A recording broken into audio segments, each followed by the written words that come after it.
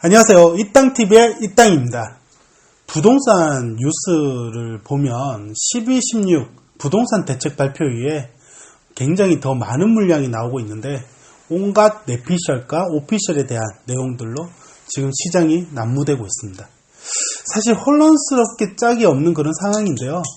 부동산 전문 커뮤니티에서는 팩트체크에 대한 내용이 연신 올라오고 있고 언론에서는 효과 검증에 대한 다양한 의견과 반사의 집단이 또 다른 수혜 지역에 대한 내용으로 시장이 더욱 혼란스럽게 만들어지고 있습니다. 그 덕분에 지금 대한민국 성인의 대부분이 나름의 부동산에 대한 개념을 가지게 됐고 이로 인해서 부동산 저변 확대가 나타나는 그런 추세가 아닐까 생각됩니다. 특히 부동산 매수의 갈망이 깊었던 30대와 40대들은 지금이라도 늦지 않고 부동산을 획득하겠다는 이유로 정부가 발표한 규제 원문을 직접 읽으면서 체크포인트를 만들고 있고 동시에 부동산 아파트를 중점으로 분양권 시장에 뛰어들어서 집중을 하고 있는 그런 모습을 보이고 있습니다. 반면에 부동산을 보유하고 있는 50대나 60대 층들은 매도를 통해서 세금 폭탄을 비켜가려는 그런 흐름을 보이고 있고 동시에 대기업이나 또는 오랫동안 부동산 업을 했던 분들은 이제는 오를 만큼 올랐다라는 이유로 부동산을 처분하고 부동산 시장에 대해서 엎치락뒤치락 누군가가 리딩을 하는 모습들이 헷갈리는 그런 모습에 시장은 더욱 혼란스럽게 그런 파국에 달하고 있는 상황입니다. 자, 이럴 때일수록 더욱 정신을 차려야 되고요. 지금 우리에게 필요한 전략이 무엇일까 한번 생각을 해봐야 됩니다. 저는 스타트업 시장에서 거세게 일어났던 패러다임 시프트가 IT나 ICT를 통한 혁신이었다면 이제 부동산에서는 손바뀜이 일어나고 있는 이 시기에 자연스럽게 부동산의 시대가 오는 게 아닐까 예측을 하고 있고요. 이런 시대일수록 부동산을 준비하는 우리는 부정 이슈보다는 기회라고 판단을 하고 무겁게 느껴졌던 그런 부동산 투자에 대해서 주식 플랫폼에서 우리가 쉽게 주식을 취득하고 팔고 하듯이 부동산도 역시 플랫폼을 통한 직거래 시대로 그렇게 변화해가는 과정의 시작이 아닐까 그렇게 생각을 해봅니다. 그렇기에 이땅TV에서는 현재 변화하고 있는 부동산의 패러다임에 대해서 꾸준하게 다양한 논제를 가지고 이야기해볼 예정을 하고 있고요. 동시에 무거운 부동산을 가볍게 거래할 수 있도록 부동산에 대한 테크닉을 계속 업데이트해서 소개하고자 합니다. 자, 오늘은 부동산 직거래에 대한 얘기를 계속 하고 있는데요. 직거래에 대한 피해 유형이나 또는 장점, 단점, 그리고 어떻게 예방해야 되는지에 대해서 간략하게 좀 소개를 해드릴 예정이니까 끝까지 시청해 주시길 바랍니다.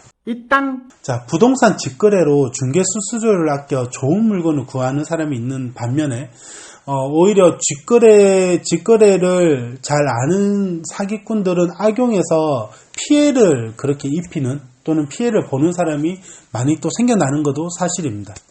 이런 피해가 나오지 않도록 부동산 직거래에 대해서 유의할 점은 항상 존재를 하는데요. 이는 예나 지금이나 역시 같은 방법으로 같은 피해 유형으로 항상 당하고 있으니 그 부분에 대해서도 한번 짚어볼 예정입니다. 자, 부동산 직거래라고 하면 공인중개사를 통하지 않고 개인과 개인이 매매를 하거나 임대차 거래를 하는 그런 행위를 얘기하는 거죠. 자, 요즘같이 직방이나 다방 같은 부동산 어플리케이션이 개발돼서 많이 전파되어서 활용이 되고 있고 또는 이전부터 계속 쭉 이어지고 있는 그런 커뮤니티 중심의 피트팬의 좋은 방 구하기 또는 부동산 119, 부동산 114 이런 카페를 통해서 우리가 직거래를 하는 거를 많이 익숙해지고 있는 사람들도 있는데 보통 이런 경우는 금액이 작은 월세방이나 또는 전세, 작은 규모의 전세 정도로 그런 직거래가 일어났는데 반해서 이제는 부동산 스타트업들이 워낙 파이가 커지고 인지도가 높아지고 있다 보니 이제는 큰 규모의 고급 빌라나 아파트 거래까지 이렇게 연장해서 일어나고 있습니다. 또한 분양 대행사에서도 오히려 어플리케이션을 만들어서 좀 더 전문적인 방식으로 또는 UI를 굉장히 쉽게 개편을 해서 쉽게 거래를 할 수 있도록 하는 그런 부분까지 나타나고 있는데 오히려 제가 봤을 때는 너무 쉬워지다 보니까 방심하고 당하는 경우도 더 많아진 것 같아서 일단 부동산 직거래 장단점에 대한 원론부터 한번 좀 살펴보도록 하겠습니다. 이 땅! 부동산 직거래의 가장 큰 장점은 시간과 장소에 대한 구애를 받지 않는다는 점이겠죠. 그리고 부동산 매물 정보를 실시간으로 얻을 수 있다는 그런 장점이 있는 바로 그 점입니다. 특히 요즘은 지도 기반으로 솔루션이 굉장히 많이 보편화되어 있기 때문에 디자인도 워낙 예쁘게 되어 있어서 매매하고자 하는 그런 주소만 입력하면 내가 보고자 하는 그런 부동산 외에도 추천 매물들이 주변에 있는 매물들로 다 같이 리스팅되어서 쉽게 정보를 얻을 수 있는 시대가 열렸습니다. 또한 이제 그 매물이 실매물이기 때문에 거래까지 이어지는 경우도 많은데요. 이런 경우에는 이제 중개업자를 통하지 않는 경우가 대다수이기 때문에 중개 수수료에 대한 부담이 굉장히 많이 사라졌죠. 중개 수수료는 대략적으로 거래해 보신 분들은 알겠지만 지역이나 매물의 금액 크기에 따라서 다르게 책정되고 있고 대략 작게는 수십만 원에서 많게는 수백 수천만 원까지 발생이 되고 있기 때문에 그 정도를 아껴서 절약할 수 있다. 그런 정도가 장점이 아닐까라는 생각이 들고요. 반면에 부동산 직거래는 항상 큰 리스크를 가지고 있습니다. 그게 뭘까요? 수십 수백만 원 또는 수천만 원을 아낄 수는 있겠지만 그거는 전체 규모의 10%도 안 되는 4% 또는 0. 몇 프로 정도 수준의 수수료에 불과한 거고요. 그 수수료의 크기에 비례해서 그만큼을 우리는 한 번에 날릴 수 있다는 그런 큰 리스크를 항상 안고 있는 거죠. 부동산 직거래에서 발생할 수 있는 위험 요소는 통틀어서 우리는 부동산 사기를 당했다 이런 표현을 하는데요. 오늘은 대략적으로 위험 요소에 대한 사례 한 4가지 정도를 얘기를 할 건데 그 앞서서 제가 이전 방송에서 한번 말씀드렸던 부동산 사기 예방법 7가지 편에 보면 오늘 다룬 내용들에 대해서 좀 더 구체적인 그런 부분들이 다 함축해야 들어가 있으니까 꼭 보시길 추천드리고, 자, 부동산 사기 유형에 대한 4가지 한번 먼저 말씀을 드려볼게요. 첫 번째는 직거래 사이트로 가계약을 하고 그 계약금만 홀라당 받아서 잠적하는 경우인데, 이거는 굉장히 오래전부터 있던 가장 흔한 경우의 사기 유형입니다. 그리고 두 번째는 집주인 행세를 하는 임대인이 오히려 자기 물건이라며 전대를 주는 그런 경우, 역시 잠적을 해서 돈을 날리는 경우고요. 또 한 개는 집주인이 아니고 또는 임대자도 아닌데 그냥 사기꾼이 가짜 계약서를 만들어서 계약을 해서 계약금과 거기에 다른 여러 가지 비용을 받고 잠적하는 경우입니다. 이것도 역시 전통적인 방식이고 아주 흔한 경우이니까 잘 기억을 하시고요. 세 번째는 집주인인데 실제로 그 물건에 대해서 가압류나 근저당이 걸려 있어서 더 이상 도망칠 구석이 없을 때는 그냥 제3의 피해자를 만들어서 그 사람에게 계약을 통해서 모든 걸 다 넘기고 자기는 그 물건을 경매로 넘긴 다음에 그 사람과 계약했던 돈을 가지고 잠적을 하고 계약을 했던 당사자는 보증금이라든지 거기에 들어간 모든 돈을 돌려받지 못하고 고스란히 피해를 떠안는 그런 경우입니다. 자, 마지막은 간접적인 피해 사례인데 이게 요즘 많이 활용되고 있는 것 같아요. 계약을 허지부지 하다가 또 불같이 붙여서 막 진도를 낸 다음에 마지막에 말도 안 되는 이유로 불발을 시키는 그런 경우가 만약에 내가 경험하고 있다 그러면 꼭 의심해봐야 되는 상황인데요. 이때는 그 계약 문건에 들어가는 모든 나의 개인정보 그 부분을 그 사기꾼이 모두 수집을 해서 제2차 피해에 활용하는 그런 경우이기 때문에 이런 경우가 의심이 되면 진위 여부를 꼭 확인하고 경찰서에 신고를 하는 게 아주 좋지 않을까 그런 생각이 듭니다.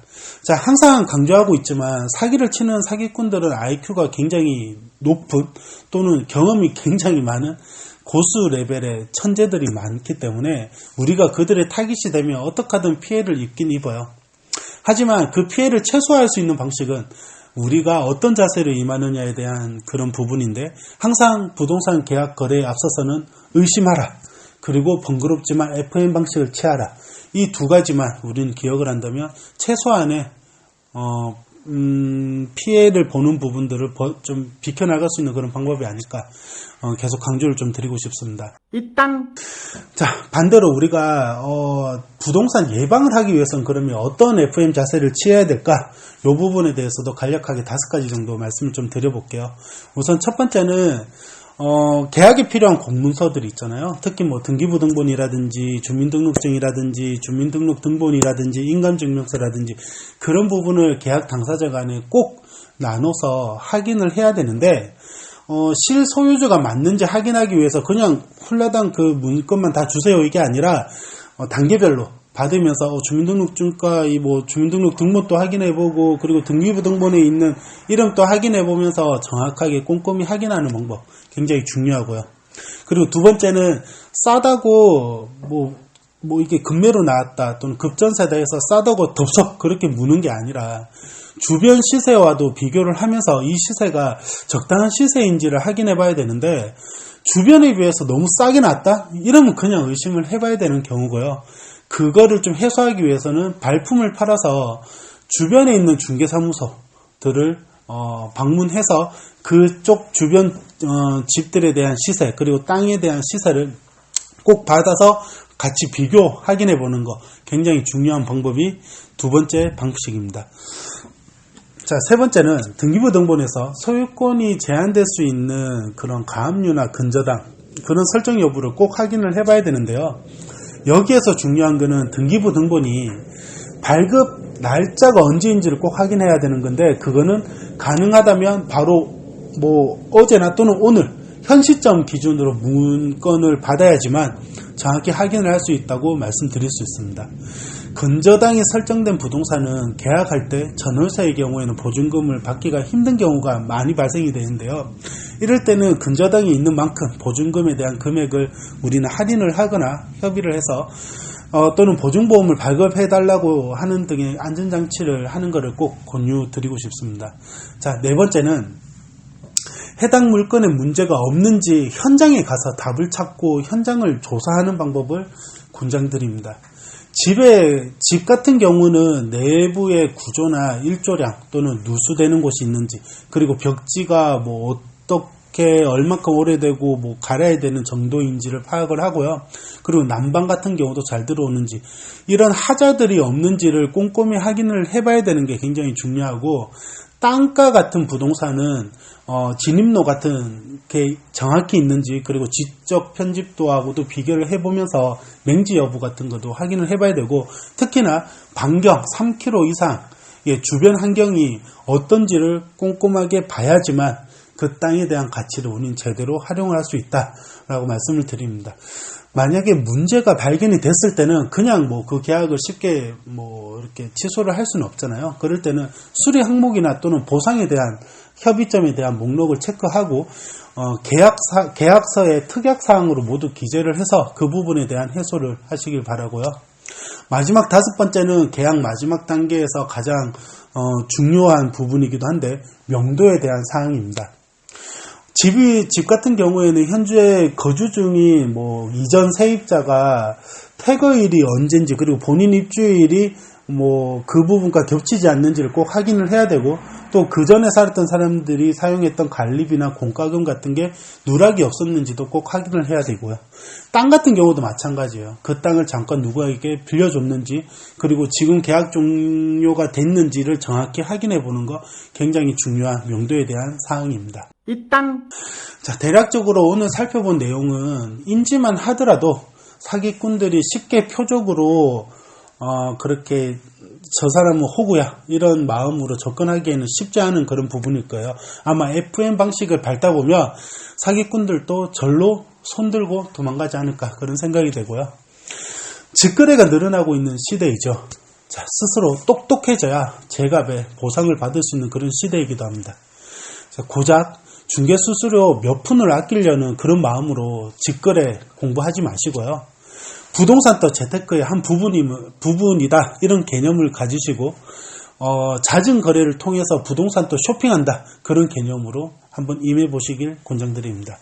이땅TV에서는 제주도를 중점으로 크고 작은 땅을 비롯해서 다양한 저평가되어 있는 물건들을 계속 소개를 하고도 있지만 정기적으로 임장을 해하면서 같이 부동산을 둘러보는 시간도 이제부터 가지려고 합니다. 부동산 재테크에 관심이 많으신 분은 함께 모여서 직접 얼굴도 대면하고 대화도 해보면서 같이 공부를 해나가는 부분 너무 열려 있고요.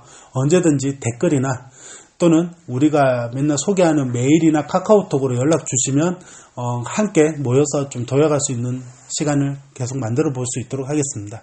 자, 이 땅TV도 역시 매수자와 매도자 그리고 이 분들이 공정한 보상이 이루어질 수 있는 직거래 플랫폼을 한번 준비해 보려고 하고 있거든요. 여러분의 응원이 이 땅이에게는 굉장히 큰 힘이 될 것 같아요. 좋은 아이디어가 있으시면 언제든지 제안을 주시기 바랍니다. 자, 오늘도 시청해 주셔서 너무 감사하고요. 좋아요와 구독 부탁드리고 오늘은 그만 인사드리려고 합니다. 행복한 연휴 되시길 바랍니다. 감사합니다.